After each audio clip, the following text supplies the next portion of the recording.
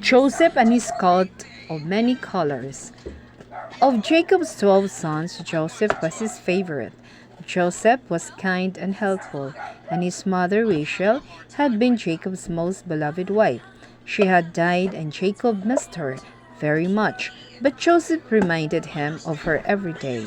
Jacob's 10 eldest sons were too busy to spend much time with him, and his youngest son Benjamin was too young. But Joseph, the second youngest, loved sitting and talking with his father. They were good friends as well as being father and son. Jacob enjoyed showing Joseph how much he was loved. He bought him a special coat woven in bright, beautiful colors to keep him warm, while he and his older brothers tended the sheep on the hills. Thank you, father, said Joseph, hugging Jacob. I love it. Joseph's brothers felt jealous because Joseph was their father's favorite. They had only plain, threadbare jackets, so when they saw Joseph's new coat, they disliked him even more.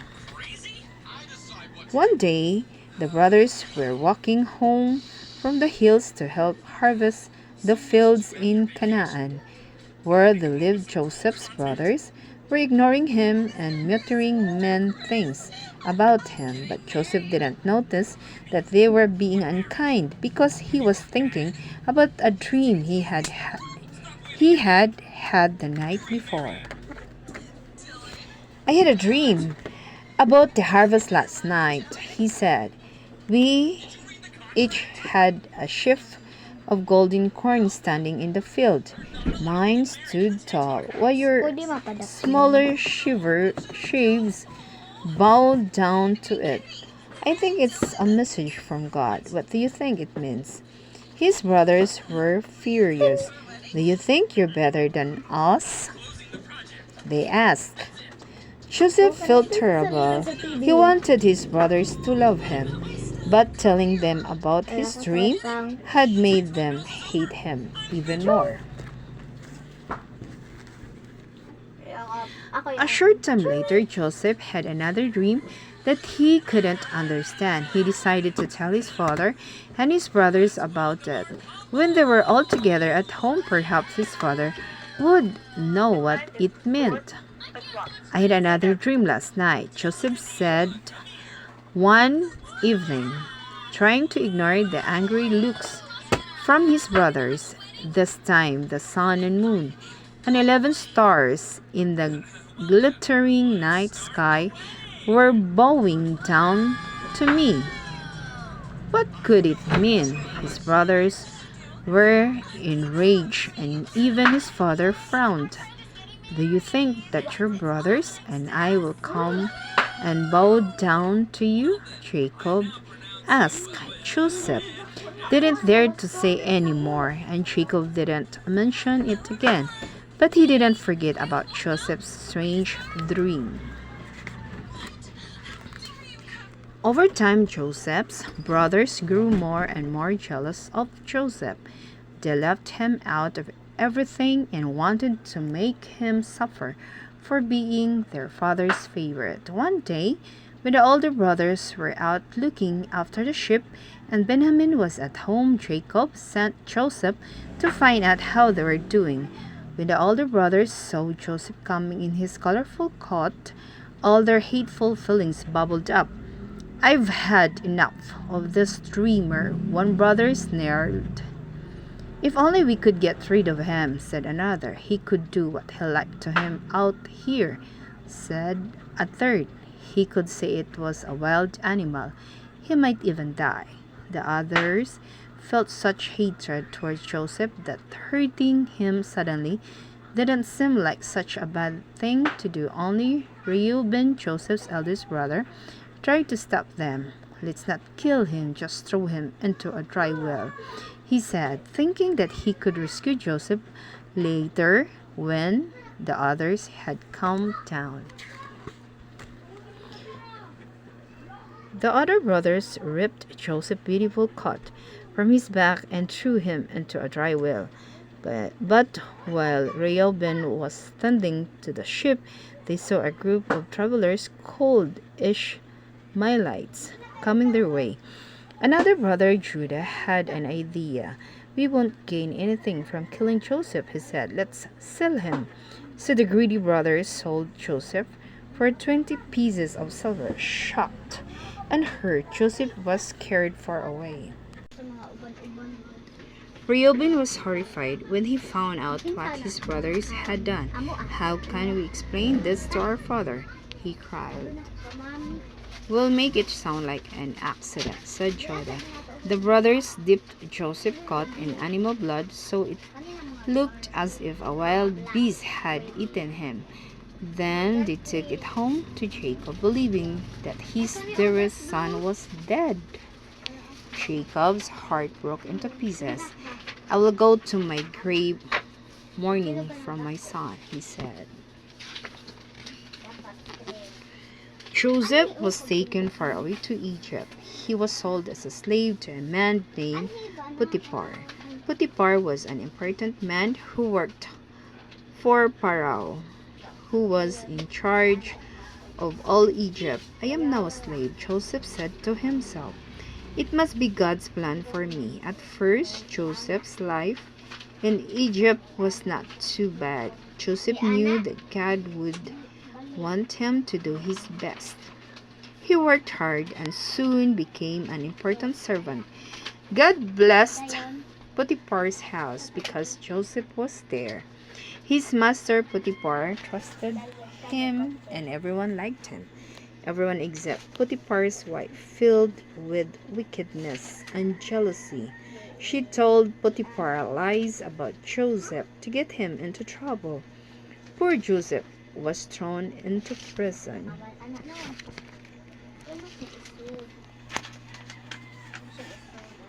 But Joseph did not feel alone in prison because God stayed with him.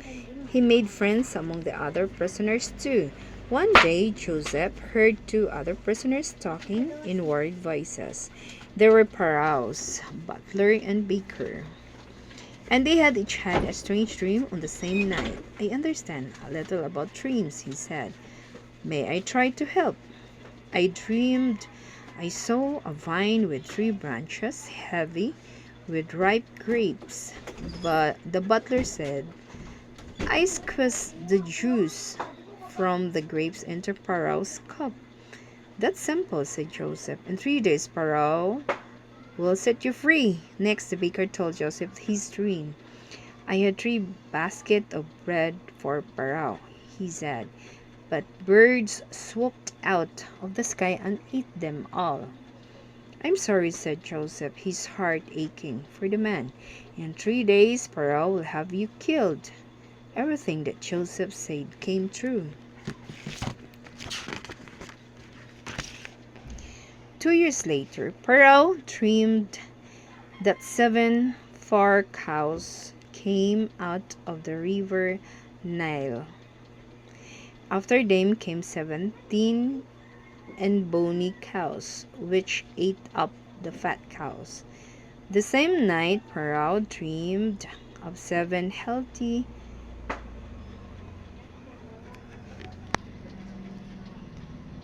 ears of corn. Another 7 ears of corn sprouted, tiny and shriveled, and swallowed up the healthy corn. Who can tell me what these dreams mean? Cried Pharaoh. Pharaoh's butler suddenly remembered the man in prison who could interpret dreams. Pharaoh sent for Joseph and described his dreams to him. God is sending you a message, Joseph explained. 7 years of good harvests are coming, followed by 7 years of terrible famine. Seeing that Joseph was a man of God, Pharaoh freed Joseph and put him in charge of saving Egypt. Joseph became rich and important. He made sure that enough grain was stored up from the good harvest to feed the Egyptian people through the hard years. Just as Joseph had foreseen, 7 years of plenty were followed by terrible famine. People outside of Egypt began to starve. In Canaan, Jacob and his sons were weak and hungry. Egypt has plenty of grain. Jacob told his sons, "Surely they can spare some for us." So the 10 elder sons set off for Egypt, leaving Benjamin at home. Joseph was in charge of selling grain to people. When the brothers reached Egypt, they bowed down before Joseph. Not one of them recognized him. "It's just like my dream," Joseph thought. "At last, I understand God's plan. We want to buy some grain," the brothers said. Joseph hoped that his brothers had changed and thought of a way to find out. "I think you're spies," he said. "No, we are all brothers," they cried. "Once there were 12 of us, but one is dead. Our youngest brother is with our father Jacob in Canaan. Bring your youngest brother to me to prove that your story is true." Joseph said, "Otherwise I will have you all killed." He sent the brothers home with sacks of food, but he kept his brother Simon in Egypt to make sure that the others would return. This is God's punishment for the way we treated Joseph. The brothers whispered to each other. Tears came to Joseph's eyes when he saw the fear on their faces. At first, Jacob refused to let Benjamin go to Egypt. Since he had lost Joseph, Benjamin had become Jacob's favorite son, and he didn't want to lose him, even if it meant Simon would have to stay in Egypt. But when they eventually ran out of food, he had to agree. The brothers returned to Egypt with Benjamin. Joseph released Simon and invited them all to eat at his house. Then he filled their sacks with food, refusing to accept their money. Secretly, Joseph asked a servant to hide a silver cup in Benjamin's sack of food. Eventually, the brothers got up to leave. "Stop!" Joseph yelled. "One of you has stolen my silver cup." Guards searched their sacks. When the cup was found in Benjamin's sack, the brothers dropped to their knees in front of Joseph. "Please imprison one of us instead," they begged. "Losing Benjamin would break our father's heart." Joseph listened to them plead for Benjamin's life and knew for certain that they had changed. Tears rolled down his cheeks as he knelt down beside his brothers. "Don't you recognize me?" he whispered.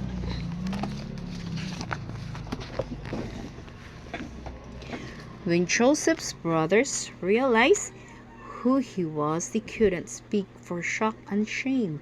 But Joseph smiled at them. He knew that this was all part of God's plan. "I forgive you," he said.